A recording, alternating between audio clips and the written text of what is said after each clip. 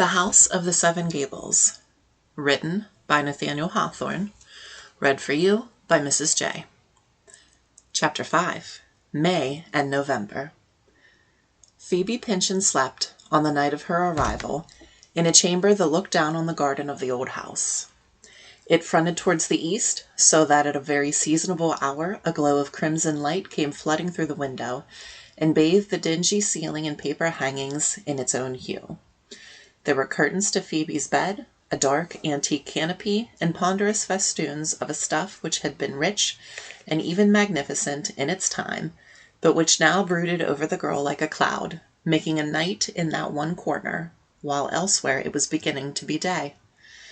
The morning light, however, soon stole into the aperture at the foot of the bed, betwixt those faded curtains. Finding the new guest there, with a bloom on her cheeks like the morning's own, and a gentle stir of departing slumber in her limbs, as when an early breeze moves the foliage, the dawn kissed her brow. It was the caress which a dewy maiden, such as Dawn is immortally, gives to her sleeping sister, partly from the impulse of irresistible fondness, and partly as a pretty hint that it is now time to unclose her eyes. At the touch of those lips of light, Phoebe quietly awoke, and for a moment did not recognize where she was, nor how those heavy curtains chanced to be festooned around her. Nothing, indeed, was absolutely plain to her, except that it was now early morning, and that, whatever might happen next, it was proper, first of all, to get up and say her prayers. She was the more inclined to devotion from the grim aspect of the chamber and its furniture, especially the tall, stiff chairs, one of which stood close by her bedside and looked as if some old-fashioned personage had been sitting there all night, and had vanished only just in season to escape discovery. When Phoebe was quite dressed, she peeped out of the window and saw a rose-bush in the garden. Being a very tall one and of luxuriant growth, it had been propped up against the side of the house, and was literally covered with a rare and very beautiful species of white rose. A large portion of them, as the girl afterward discovered, had blight or mildew at their hearts, but viewed at a fair distance, the whole rose-bush looked as if it had been brought from Eden that very summer, together with the mould in which it grew. The truth was, nevertheless, that it had been planted by Alice Pyncheon.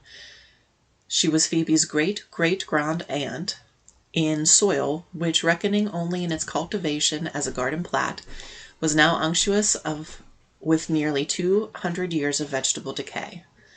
Growing as they did, however, out of the old earth, the flowers still sent a fresh and sweet incense up to their Creator, nor could it have been less pure and acceptable, because Phoebe's young breath mingled with it as the fragrance floated past the window. Hastening down the creaking and carpetless staircase, she found her way into the garden, gathered some of the most perfect of the roses, and brought them to her chamber. Little Phoebe was one of those persons who possesses, as their exclusive patrimony, the gift of practical arrangement. It is a kind of natural magic that enables those favored ones to bring out the hidden capabilities of things around them, and particularly to give a look of comfort and habitableness to any place which, for however brief a period, may happen to be their home. A wild hut of underbrush, tossed together by wayfarers through the primitive forest, would acquire the home aspect by one night's lodging of such a woman, and would retain it long after her quaint figure had disappeared into the surrounding shade. No less a portion of such homely witchcraft was to requite to claim, as it were, Phoebe's waste, cheerless, and dusky chamber, which had been untenanted so long, except by spiders and mice and rats and ghosts, that it was all overgrown with the desolation which watches to obliterate every trace of man's happier hours. What was precisely Phoebe's process we find it impossible to say. She appeared to have no preliminary design, but gave a touch here and there and another there, brought some articles of furniture to light, and dragged others into the shadow, looped up or let down a window curtain, and in the course of half an hour had fully succeeded in throwing a kindly and hospitable smile over the apartment. No longer ago than the night before, it had resembled nothing so much as the old maid's heart, for there was neither sunshine nor household fire in one nor the other, and, save for the ghosts and ghostly reminiscences, not a guest for many years gone by had entered the heart or the chamber. There was still another peculiarity of this inscrutable charm. The bedchamber, no doubt, was a chamber of very great varied experience, as a scene of human life. The joy of bridal nights had throbbed itself away here. New immortals had first drawn earthly breath here, and old people had died. But whether it were the white roses, or whatever subtle influence might be, a person of delicate instinct would have known at once that it was now a maiden's bedchamber, and had been purified of all former evil and sorrow by her sweet breath and happy thoughts.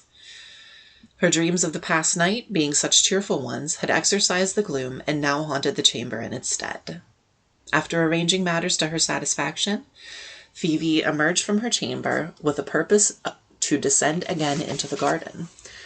Besides the rosebush, she had observed several other species of flowers growing there in the wild wilderness of neglect, and obstructing one another's development, as is often the parallel case in human society, by their uneducated entanglement and confusion. At the head of the stairs, however, she met Hepzibah, who, it being still early, invited her into a room which she would possibly have called her boudoir, had her education embraced any such French phrase. It was strewn about with a few old books, and a work-basket, and a dusty writing desk, and had on one side a large black article of furniture, of very strange appearance, which the old gentlewoman told Phoebe was a harpsichord. It looked more like a coffin than anything else, and indeed, not having been played upon or opened for years, there must have been a vast deal of dead music in it, stifled for want of air. Human finger was hardly known to have touched its core since the days of Alice Pyncheon, who had learned the sweet accomplishment of melody in Europe. Hepzibah bade her young guest to sit down, and, giving herself a chair near by, looked as earnestly at Phoebe's trim little figure as if she expected to see right into its springs and motive secrets. "Cousin Phoebe," she said at last, "I really can't see my way clear to keep you with me." These words, however, had not the inhospitable bluntness with which they may strike the reader, for the two relatives, in talk before bedtime, had arrived at a certain degree of mutual understanding. Hepzibah knew enough to enable her to appreciate the circumstances resulting from the second marriage of the girl's mother, which made it desirable for Phoebe to establish herself in another home. Nor did she misrepresent Phoebe's character, and the genial activity pervading it, one of the most valuable traits of the true New England woman, which had impelled her forth, as might be said, to seek her fortune, but with a self-respecting purpose to confer as much benefit as she could anywise receive. As one of her nearest kindred, she had naturally betaken herself to Hepzibah, with no idea of forcing herself on her cousin's protection, but only for a visit of a week or two, which might be indefinitely extended, should it prove for the happiness of both. To Hepzibah's blunt observation, therefore, Phoebe replied as frankly and more cheerfully, "Dear cousin, I cannot tell how it will be," she said, "but I really think we may suit one another much better than you suppose." "You are a nice girl, I see it plainly," continued Hepzibah, "and it is not any question as to the point which makes me hesitate. But, Phoebe, this house of mine is but a melancholy place for such a young person to be in.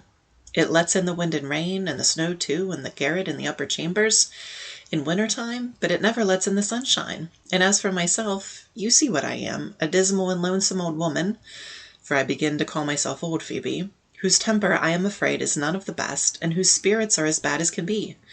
I cannot make your life pleasant, cousin Phoebe, neither can I so much as give you bread to eat."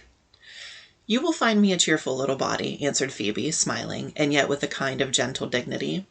"And I mean to earn my bread. You know I have not been brought up a Pyncheon. A girl learns many things in a New England village." "Ah, Phoebe," said Hepzibah, sighing, "your knowledge would do you but little for here. And then it is a wretched thought that you should fling away your young days in a place like this. Those cheeks would not be so rosy after a month or two. Look at my face." And indeed the contrast was very striking. "You see how pale I am. It's my idea that the dust and continual decay of these old houses are unwholesome for the lungs." "There is the garden, the flowers to be taken care of," observed Phoebe. "I should keep myself healthy with exercise in the open air." "And, after all, child," exclaimed Hepzibah, suddenly rising, as if to dismiss the subject, "it is not for me to say who shall be a guest or inhabitant of the old Pyncheon house. Its master is coming." "Do you mean Judge Pyncheon?" asked Phoebe in surprise. "Judge Pyncheon," answered her cousin angrily. "He will hardly cross the threshold while I live. No, no. But, Phoebe, you shall see the face of him I speak of." She went into in quest of the miniature already described and returned with it in her hand. Giving it to Phoebe, she watched her features narrowly and with a certain jealousy as to the mode in which the girl would show herself affected by the picture. "How do you like the face?" said Hepzibah. "It is handsome. It is very beautiful," said Phoebe, admiringly. "It is as sweet a face as a man's can be, or ought to be. It has something of a child's expression, and yet not childish. Only one feels so very kindly towards him. He ought never to suffer anything. One would bear much for the sake of sparing him toil or sorrow. Who is it, Cousin Hepzibah?" "Did you never hear," whispered her cousin, bending towards her, "of Clifford Pyncheon?" "Never. I thought there were no Pyncheons left except yourself and our cousin Jaffrey," answered Phoebe. "And yet I seem to have heard the name Clifford Pyncheon. Yes, from my father or mother, but has he not been a long while dead?" "Well, well, child, perhaps he has," said Hepzibah, with a sad, hollow laugh. "But in old houses like this, you know, dead people are very apt to come back again. We shall see. And Cousin Phoebe, since, after all I have said, your courage does not fail you, we will not part so soon. You are welcome, my child, for the present, to such a home as your kinswoman can offer you." With this measured, but not exactly cold assurance of a hospitable purpose, Hepzibah kissed her cheek. They now went below stairs, where Phoebe, not so much assuming the office as attracting it to herself by the magnetism of innate fitness, took the most active part in preparing breakfast. The mistress of the house, meanwhile, as is usual with persons of her stiff and unmalleable cast, stood mostly aside, willing to lend her aid, yet conscious of her natural inaptitude would be likely to impede the business at hand. Phoebe and the fire that boiled the tea kettle were equally bright, cheerful, and efficient in their respective offices. Hepzibah gazed forth from her habitual sluggishness, the necessary result of long solitude, as from another sphere. She could not help being interested, however, and even amused at the readiness with which her new inmate adapted herself to the circumstances, and brought the house, moreover, and all its rusty old appliances, into a suitableness for her purposes. Whatever she did, too, was done without conscious effort, and with frequent outbreaks of song, which were exceedingly pleasant to the ear. This natural tunefulness made Phoebe seem like a bird in a shadowy tree, or conveyed the idea that the stream of life warbled through her heart as a brook sometimes warbles through a pleasant little dell. It betokened the cheeriness of an active temperament, finding joy in its activity, and therefore rendering it beautiful. It was a New England trait, the stern old stuff of Puritanism with a gold thread in the web. Hepzibah brought out some old silver spoons with the family crest upon them, and a china tea set painted over with grotesque figures of man, bird, and beast, in a grotesque landscape. These pictured people were old humorists in a world of their own, a world of vivid brilliancy, so far as color went, and still unfaded, although the teapot and small cups were as ancient as the custom itself of tea-drinking. "Your great-great-great-great-grandmother had those cups when she was married," Hepzibah said to Phoebe. "She was a Davenport of a good family. They were almost the first teacups ever seen in the colony, and if one of them were to be broken, my heart would break with it. But it is nonsense to speak about so brittle teacup, when I remember that my heart has gone through without breaking." The cups, not having been used perhaps since Hepzibah's youth, had contracted no small burden of dust, which Phoebe washed away with so much care and delicacy as to satisfy even the proprietor of this invaluable china. "What a nice little housewife you are!" exclaimed the latter, smiling and, at the same time, frowning so prodigiously that the smile was sunshine under a thundercloud. "Do you do other things as well? Are you as good at your book as you are at washing teacups?" "Not quite, I'm afraid," said Phoebe, laughing at the form of Hepzibah's question. "But I was a schoolmistress for little children in our district last summer, and might have been so still." "Ah, 'tis all very well," observed the maiden lady, drawing herself up, "but these things must have come to you with your mother's blood. I never knew a Pyncheon that had any turn for them." It is very queer, but not less true, that people are generally quite as vain, or even more so, of their deficiencies than of their available gifts, as was Hepzibah to this native inapplicability, so to speak, of the Pyncheons to any useful purpose. She regarded it as a hereditary trait, and so perhaps it was, but unfortunately a morbid one, so as is often generated in families that remain long above the surface of society. Before they left the breakfast table, the shop bell rang sharply, and Hepzibah sat down the remnant of her final cup of tea, with a look of sallow despair that was truly piteous to hold. In cases of distasteful occupation, the second day is generally worse than the first. We returned to the rack with all the soreness of the preceding torture in our limbs. At all events, Hepzibah had fully satisfied herself of the impossibility of ever becoming wonted to this peevish, obstreperous little bell. Ring as often as it might, the sound always smote upon her nervous system rudely and suddenly.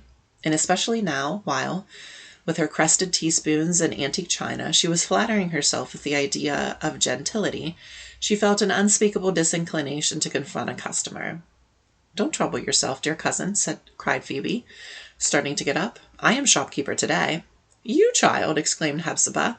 "What can a little country girl know of such matters?"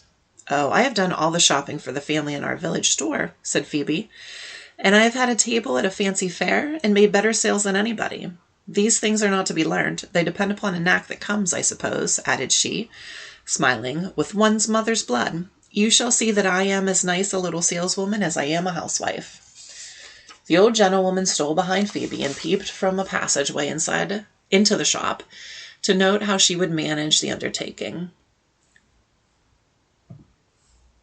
It was a case of some intricacy. A very ancient woman, in a white short gown and a green petticoat, with a string of gold beads about her neck and what looked like a nightcap on her head, had brought a quantity of yarn to barter for the commodities of the shop.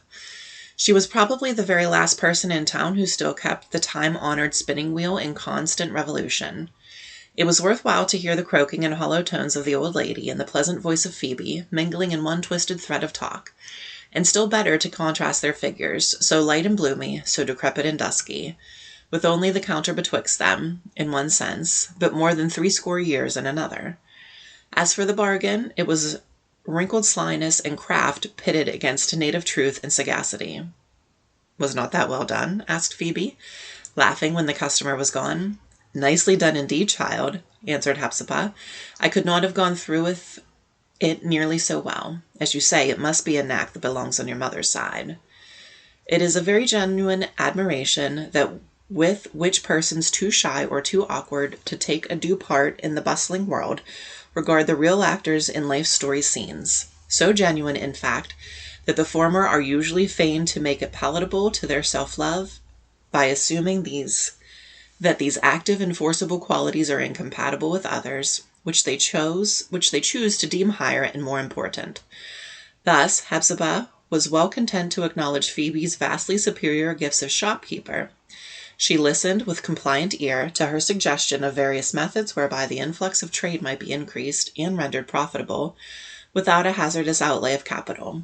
She consented that the village maiden should manufacture yeast, both liquid and in cakes, and should brew a certain kind of beer, nectareous to the palate, of rare stomachic virtues, and moreover should bake and exhibit for sale some little spice cakes, which whosoever tasted would longingly desire to taste again. All such proofs of ready mind and skilful handiwork were highly acceptable to the aristocratic hucksteress, so long as she could murmur to herself with a grim smile and a half-natural sigh, and a sentiment of mixed wonder, pity, and growing affection. "What a nice little body she is! If she could only be a lady, too! But that's impossible. Phoebe is no Pyncheon. She takes everything from her mother." As to Phoebe's not being a lady, or whether she were a lady or no, it was a point perhaps difficult to decide, but which could hardly have come up for judgment at all in any fair and healthy mind. Out of New England it would be impossible to meet a person combining so many ladylike attributes with so many others, that form no necessary, if compatible, part of the character. She shocked no canon of taste. She was admirably in keeping with herself, and never jarred against surrounding circumstances. Her figure, to be sure, was so small as to be almost childlike, and so elastic that motion seemed as easy or easier than rest, would hardly have suited one's idea of a countess. Neither did her face, with the brown ringlets on either side, and the slightly piquant nose, and the wholesome bloom, and the clear shade of tan, and the half a dozen freckles, friendly remembrances of the April sun and breeze, precisely give us a right to call her beautiful. But there are both lustre and depth in her eyes. She was very pretty, as graceful as a bird, and graceful much in the same way, as pleasant about the house as a gleam of sunshine falling on the floor in a shadow of twinkling leaves, or as a ray of firelight that dances on the wall while evening is drawing nigh. Instead of discussing her claim to rank among ladies, it would be preferable to regard Phoebe as an example of feminine grace and availability combined, in a state of society, if there were any such, where ladies did not exist. There it should be a woman's office to move in the midst of practical affairs and to gild them all, the very homeliest, were it even the scouring of pots and kettles, with an atmosphere of loveliness and joy. Such was the sphere of Phoebe.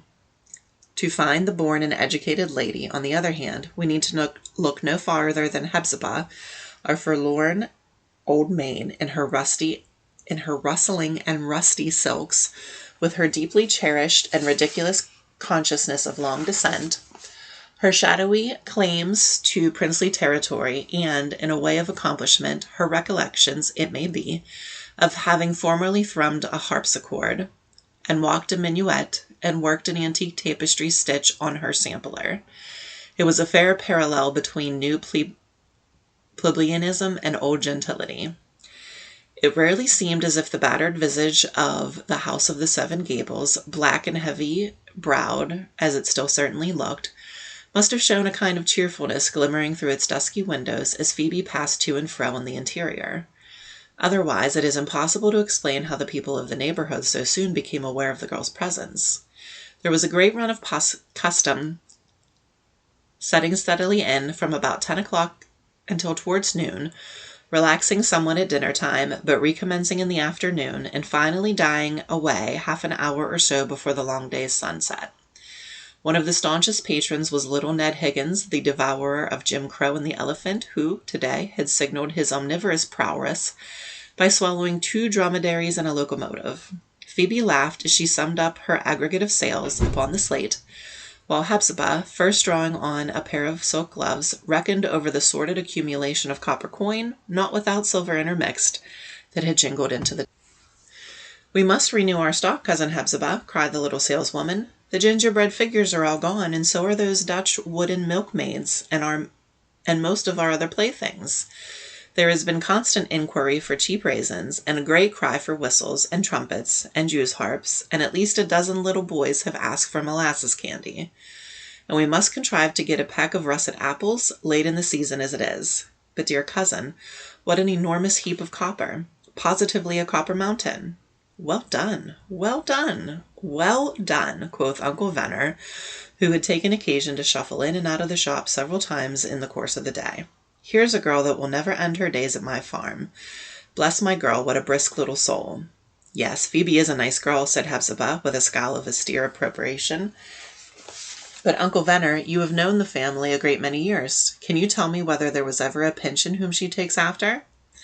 "I don't believe there ever was," answered the venerable man. "At any rate, it never was my luck to see her like among them, nor, for that matter, anywhere else.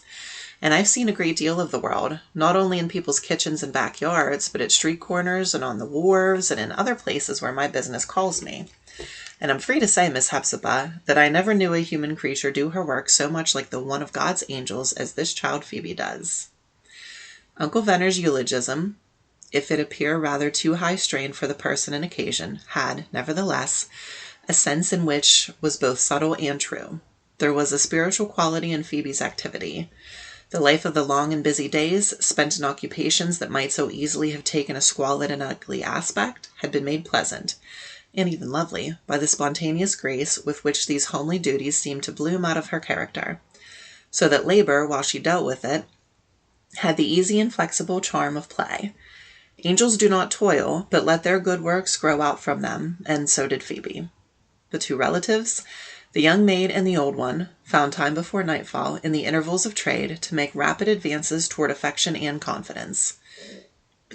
A recluse like Hepzibah usually displays remarkable frankness and at least temporary affability on being absolutely cornered and brought to the point of personal intercourse. Like the angel whom Jacob wrestled with, she is ready to bless you when once overcome. The old gentlewoman took a dreary and proud satisfaction in leading Phoebe from room to room of the house, and recounting the traditions with which, As we may say, the walls were lugubriously frescoed. She showed the indentations made by the lieutenant governor's sword hilt in the door panels of the apartment where old Colonel Pyncheon, a dead host, had received his affrighted visitors with an awful frown. The dusky terror of that frown, Hepzibah observed, was thought to be lingering ever since in the passageway. She bade Phoebe step into one of the tall chairs and inspect the ancient map of the Pyncheon territory at the eastward.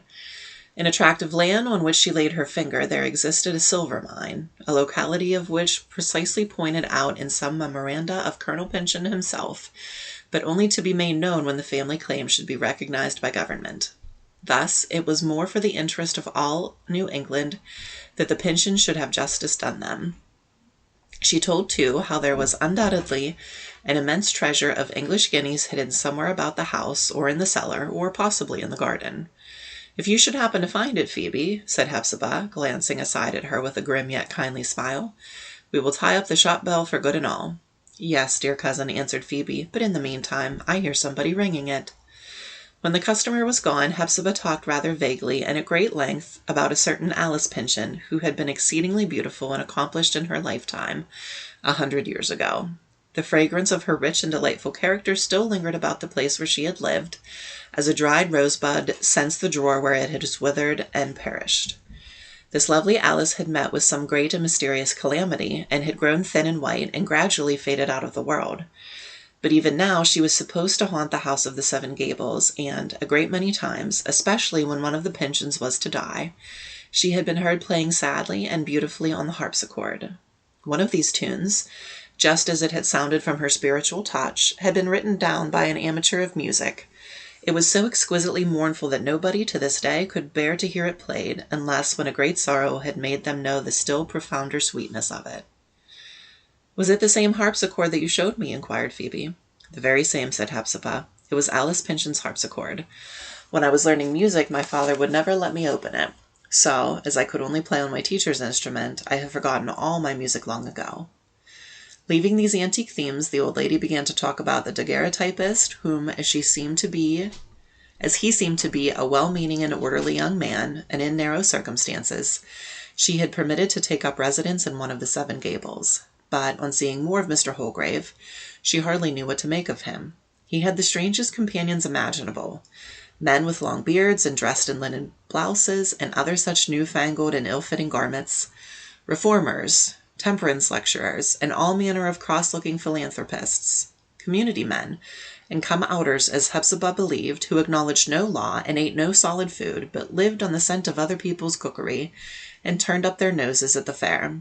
As for the daguerreotypist, she had read a paragraph in a penny paper the other day, accusing him of making a speech full of wild and disorganized matter at a meeting of his banditti-like associates. For her own part, she had reason to believe that he had practiced animal magnetism, and, if such a thing were in fashion nowadays, should be apt to suspect him of studying the black art up there in his lonesome chamber. "But, dear cousin," said Phoebe, "if the young man is so dangerous, why do you let him stay? If he does nothing worse, he may set the house on fire." "Why, sometimes," answered Hepzibah, "I have seriously made it a question whether I ought not to send him away. But with all his oddities, he's a quiet kind of person, and has such a way of taking hold of one's mind, that, without exactly liking him, for I don't know enough of the young man, I should be sorry to lose sight of him entirely. A woman clings to slight acquaintances when she lives so much alone as I do." "But if Mr. Holgrave is a lawless person," remonstrated Phoebe, a part of whose essence it was to keep within the limits of the law. "Oh," said Hepzibah carelessly, for, formal as she was, still, in her life's experiences, she had gnashed her teeth against human law, "I suppose he has a law of his own." That concludes today's reading.